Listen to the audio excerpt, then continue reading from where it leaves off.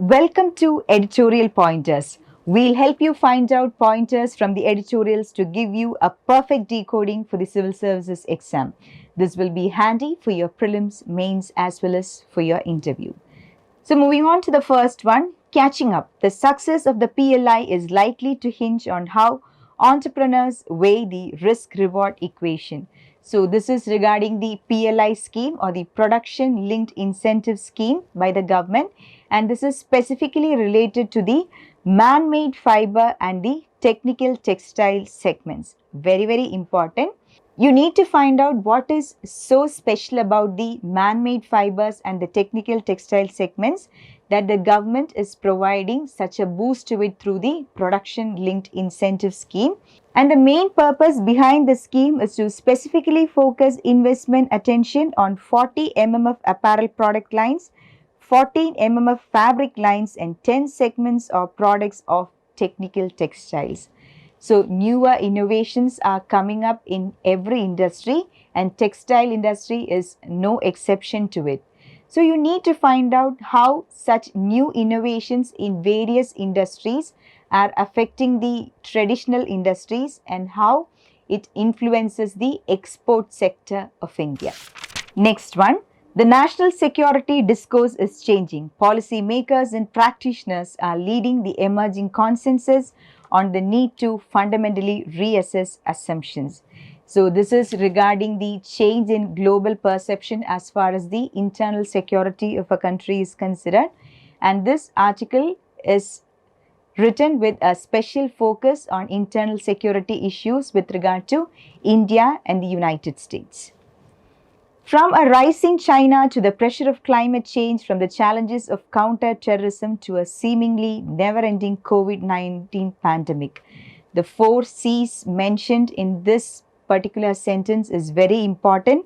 The first one is a rising China, the second is the pressures of climate change, third is the counter-terrorism, and fourth is a never-ending COVID pandemic. Various global issues are directly or indirectly connected to these 4 C's. So this article mentions something specifically about the internal security policies of America, and there is an interesting statement that is mentioned, that is foreign policy is domestic policy and domestic policy is foreign policy. A very poignant statement with in-depth meanings. Try to find out what this statement means. I'll repeat. Foreign policy is domestic policy and domestic policy is foreign policy.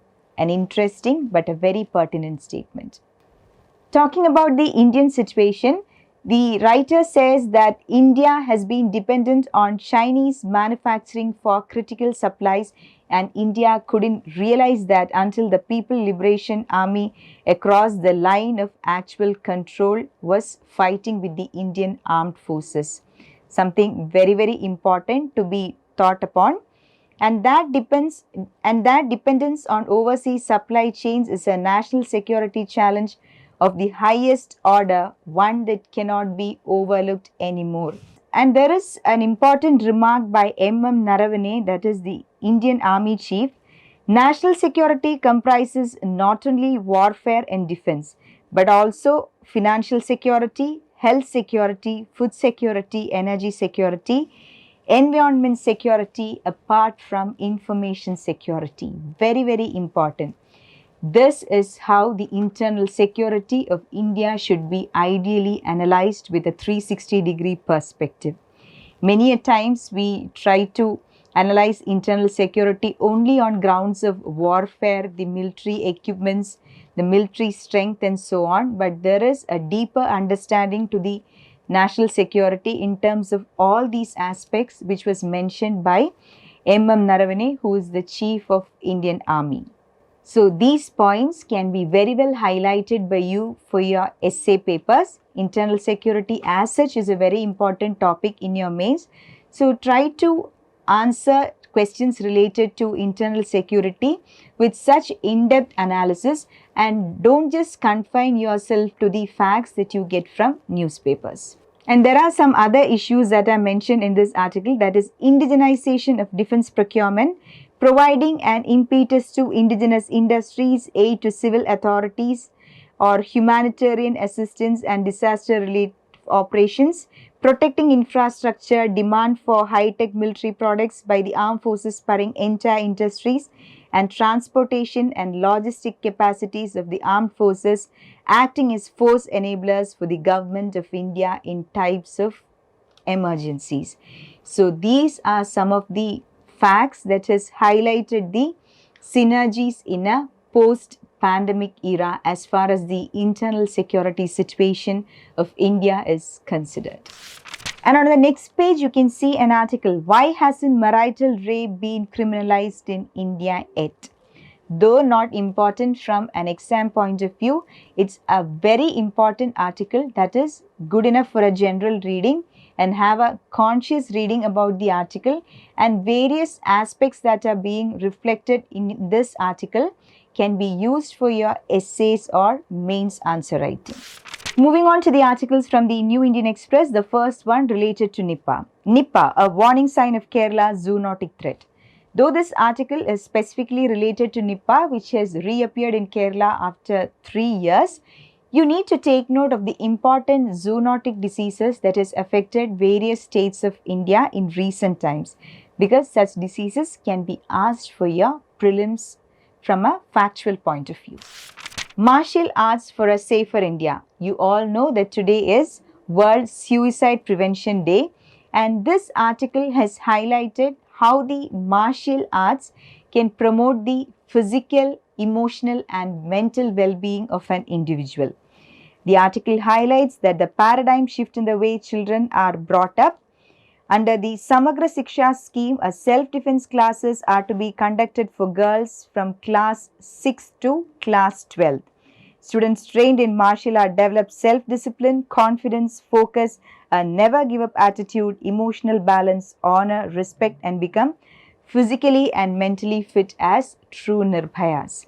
So on this World Suicide Prevention Day, it is a very important article, and this article analyzes suicide from a very different point of view. It highlights how martial arts can help in preventing the suicide rates by improving one's holistic well-being. Next article is also related to suicides, working towards preventing suicides in India. It is really shocking to know that India has the highest suicide rate in Southeast Asian region according to the World Health Organization. And sadly, for more perspective, suicide is responsible for more deaths than malaria, breast cancer, war or even homicide.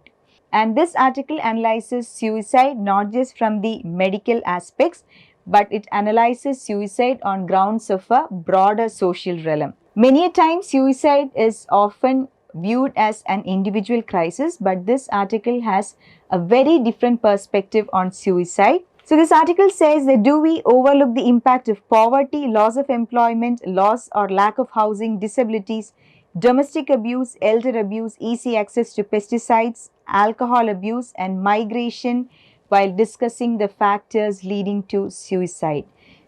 We often victimize those who commit suicide on grounds that they are not emotionally stable or that they are emotionally vulnerable. But there is a larger perspective to one's suicidal tendency, which includes all the above said facts. You all know it's a very sad fact that during the COVID pandemic, suicide rates across the globe is increasing at an alarming rate. And one such novel initiative in this regard is that Japan government has inducted a minister of loneliness with the sole purpose to bring down the suicide rates during the COVID pandemic. A remarkable move by the Japanese government indeed. This article concludes by pointing out various factors that can improve one's confidence and sense of security so that suicide rates can be prevented. These includes economic development, financial assistance, strengthening of communities and social ties, providing moral support and escape routes from abusive relationships, and recognizing those in need and helping them seek professional help. So this is all about the collective responsibility that we as a society bear in preventing suicide. And most importantly, such activities and discussions should not be limited to the World Suicide Prevention Day or World Mental Health Day. We all owe a greater sense of responsibility and commitment towards every other individual in our society. That's all for the day. Thank you for watching, and this was Editorial Pointers.